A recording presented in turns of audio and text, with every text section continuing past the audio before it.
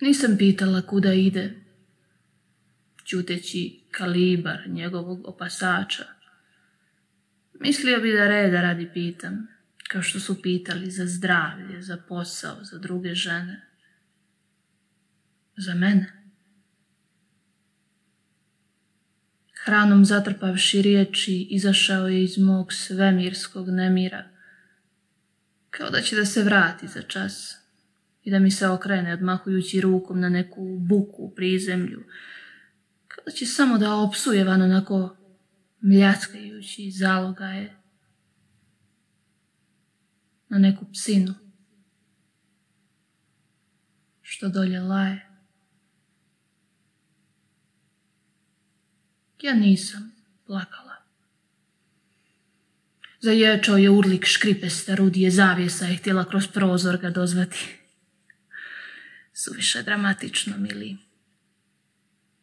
Ovo je tek poluvrijeme za moje suze, a ja ih čekam da dopuze. Izbjegao je refleksiju sramote.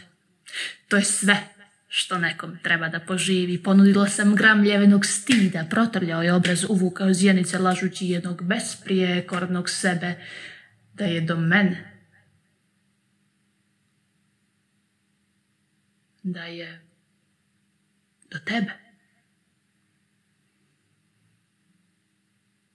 Ja često ne idem, ali otkotrljao se niz moje srce kao nezaustavljiva slina. Proglasila sam njegovo samoubistvo gurajući prst među krajnike. Isklečao je neku nadu, ali je nepovratak tako jasan, pa mi se gadi kako me moli da se još jednom budimo goli.